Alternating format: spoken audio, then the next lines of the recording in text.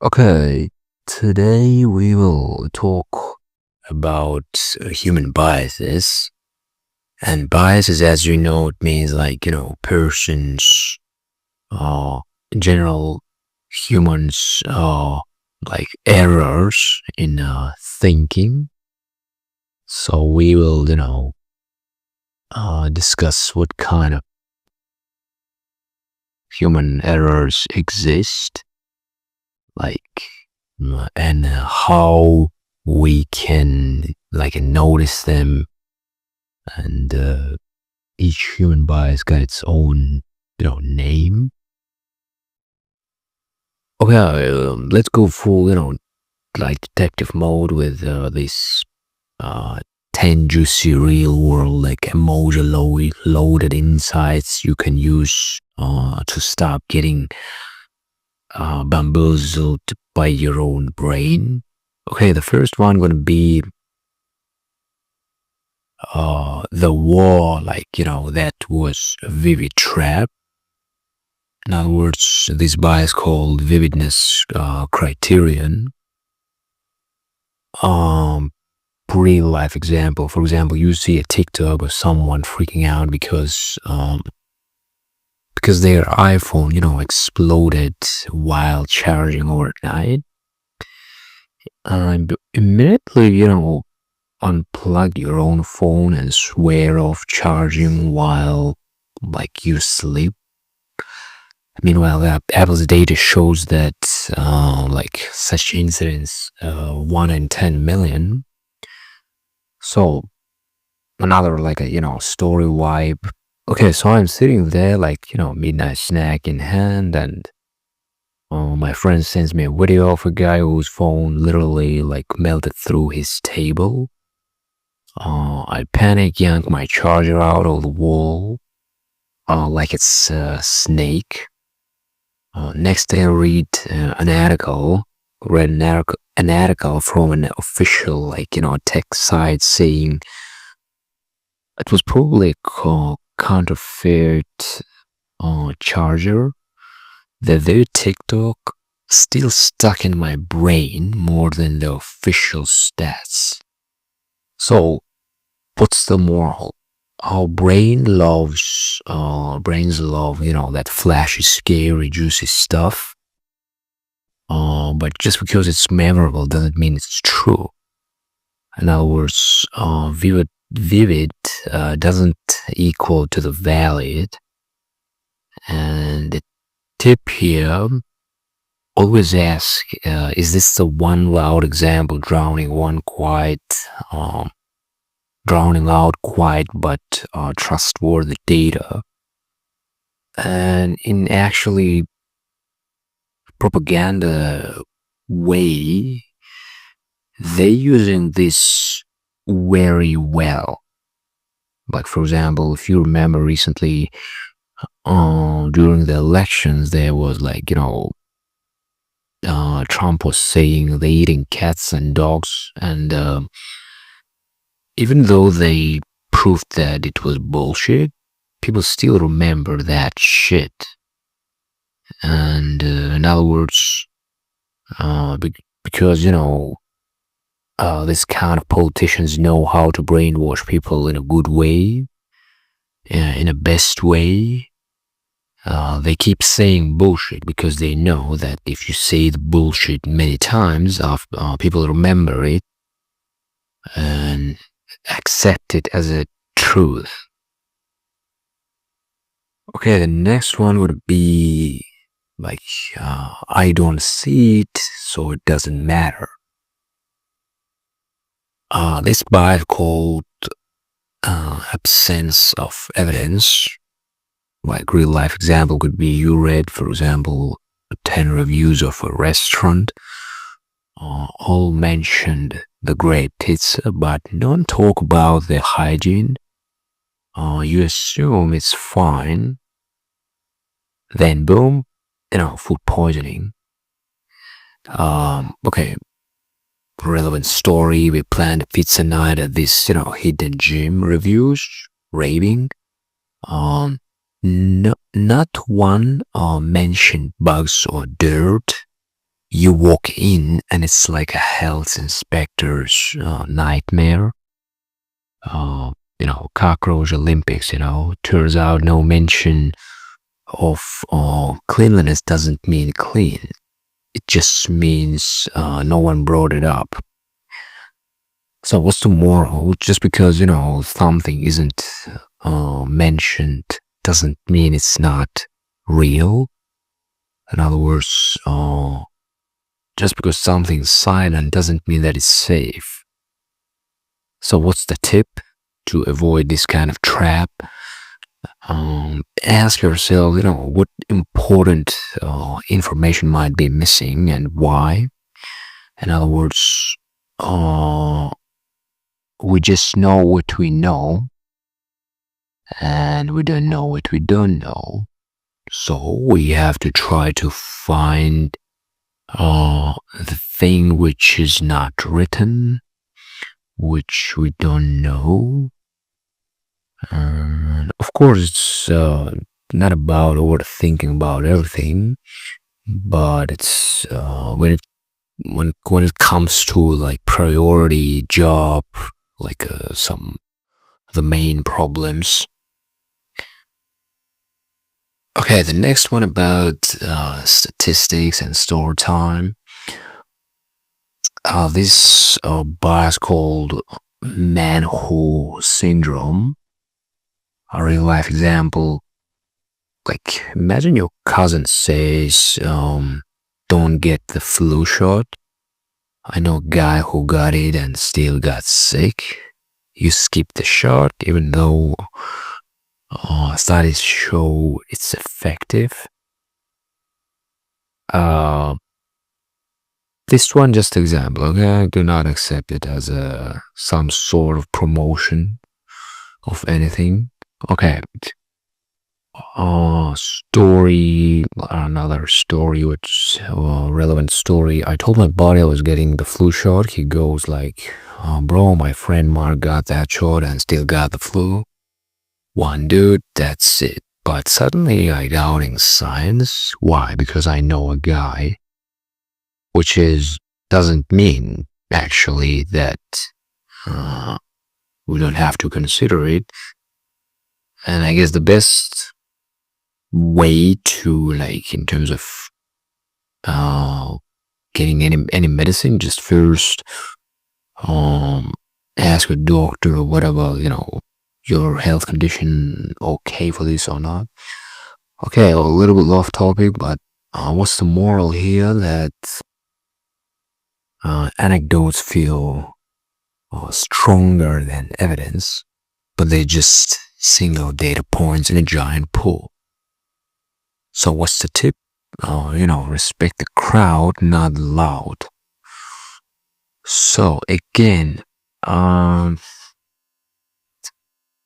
it's about do not having, in other words, we can say do not having so-called tunnel vision when, we just focus to the one thing, but the best way is like, zoom out and to see the whole map of the situation, to be objective, not just focusing to the one situation. Okay, the next about that consistency doesn't equal truth. That's bias called oversensitivity to consistency. Okay, real life example, like imagine you're job hunting, you get three like similar reviews about a company being like air quote toxic. You think it must be true, but turns out, they were all written by like, ex-employees from the same team. Relevant story. So you own a glass door, and you see three like reviews saying, for example, worst place ever, micromanagers, chaos. You're ready to delete your application. Later, a friend says that's just the old marketing team. They all quit together. Suddenly, those like air quotes consistent reviews seem less powerful. So, what's the moral about this one? That consistent info like might come from the same echo chamber. Do not confuse repetition with the truth. It's kind of repeating the previous point in terms of do not accept as a truth when it's said like a bunch of times. And the tip, always ask, is this consistency coming from variety or just one corner yelling loud? Another thing which we gotta consider that is this consistency comes just from the one source or from the different independent sources, because if like some point of view comes from different sources, independent sources, that's maybe tells you that you gotta consider, but again, it's it's about mapping out the whole picture of the situation based on the context. Okay, the next one about do not treat maybe like definitely. This part is called best guess strategy. A rumor goes around school that, like, it's like a real life example. A rumor goes around school that someone cheated on a test. You're 70% sure it's true, but treat it like 100% and start avoiding them. Some relevant story. Remember when Jamie was rumored to have cheated on that, like a math test? Everyone kind of knew, but nothing was confirmed. He stopped sharing notes with her. 2 weeks later, turns out it was a mistake, but the damage already done. It's the moral. Just because something feels 80% right doesn't mean you should act like it's 100%. Which is actually a great point. What's the tip? Learn to say, I think, but I'm not sure. It saves friendships, jobs, and reputation. Or put it simply, do not trust someone's opinions, because until you didn't see evidence, it's just an opinion. An opinion is not a fact, so do not confuse opinion with facts, and do not reach conclusion without testing, without getting evidence. Okay, the next one about when you forget what you forgot. This part is about an awareness of missing variables. Real life example, you try to fix, for example, your car using a checklist from a YouTube video, but the video forgot to mention checking the fuel pump. You never think of it. Okay, story vibe. You are under the hook, like, a DIY hero. You check the battery, the starter, the spark plugs still dead. You yell like stupid car. Neighbor walks over and says, "Did you check the fuel pump?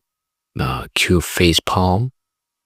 Okay, what's this all about? What's the moral? When something is not on your radar, it's not just invisible, it's not existent. So, here's the tip. always ask, like, what am I not thinking of? Even more than what am I thinking of?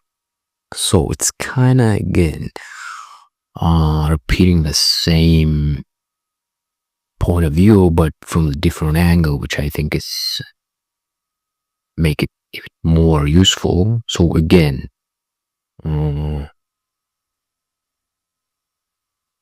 try to think not just about what you know, but also what you might about what you might missing, because that thing that you're missing maybe actually could be the most important thing. Okay, the next one, which called the juice of junk info. This bias about ignoring source reliability. Real life example, you read like a spicy, WhatsApp forward claiming juice cleanses cure cancer. It sounds convincing, so you shared. It's later debunked. Story vibe. Your auntie forwards you this message that says cucumber water reverses tumors. And you're like, damn, really? You Google it and nothing legit backs it up. But it still feels like real, like it carved groove in your brain. Okay, what's the moral? Suspicious sources can leave lasting dents. And the tip here, before believing something, ask who said this and why would they want me to believe it? So yes, it's again about critical thinking.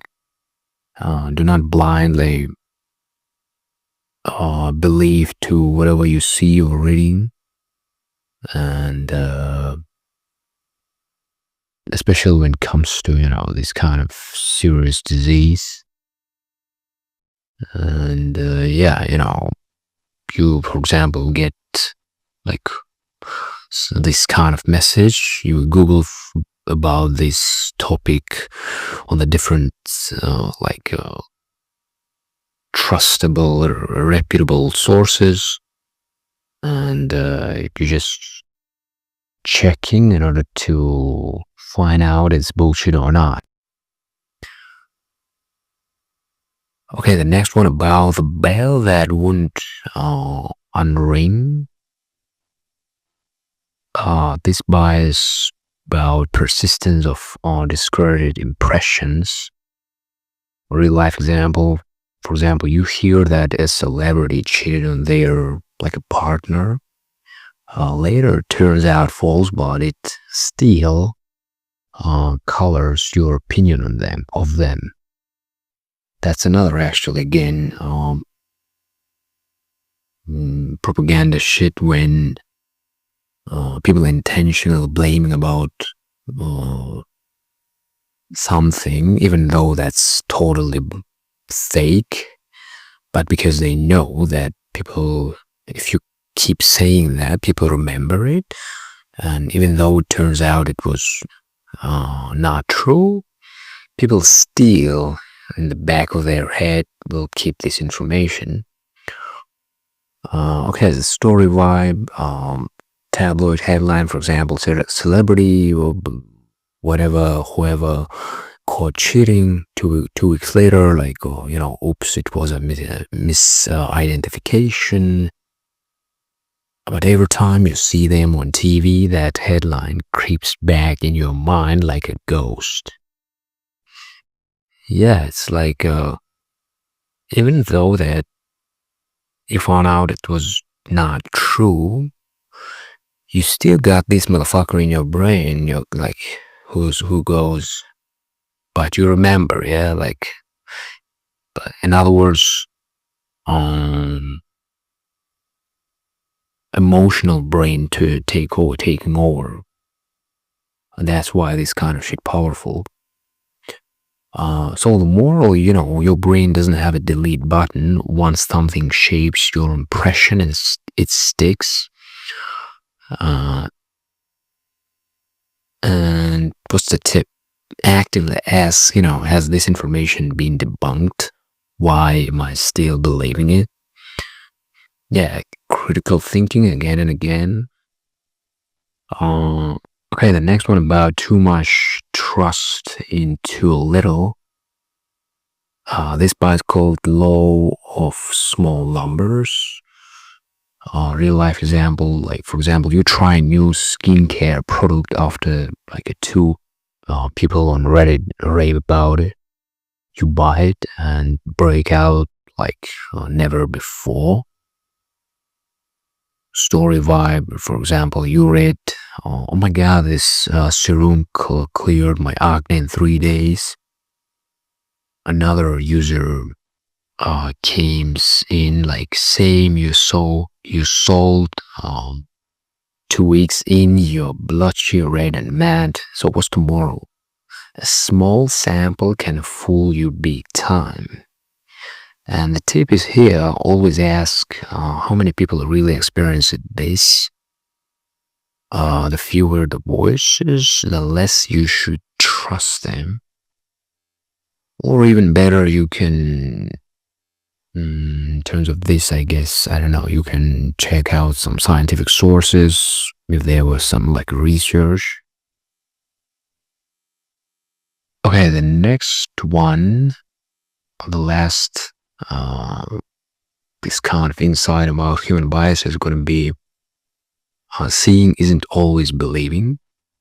And this bias specifically called as trusting first-hand observation too much.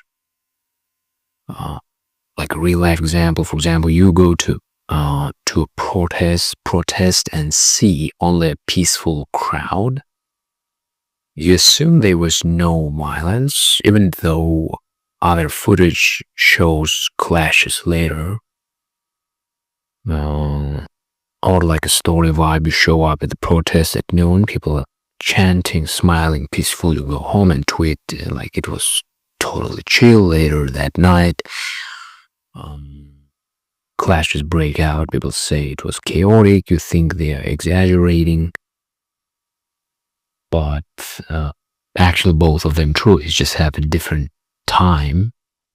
And the same people can be peaceful now and later like aggressive or whatever. And from your perspective, yeah, you saw what you saw, but also there's a video, especially if on the video the same people. Okay, what's the moral here? Just because, you saw it with your own eye doesn't mean you saw the whole story. That's also like great point. And again, kind of repeating the same previous point of view about do not having the tunnel vision. Even though you was a witness, it doesn't mean that you saw the whole picture. Okay. Generally, fun. My final words about this, the mind loves, this kind of shortcuts. It craves certainty, stories and color, even when they mislead. But awareness, that's your, like flashlight in this messy attic of data. This 10 inside you, kind of like a cheat code, your personal BS detector upgrade. So, use them next time you scroll, hear gossip, or read a report. And remember, seeing isn't always believing, but understanding how you think. Well, that's a real superpower. And I hope it was useful. And, subscribe. See you next time.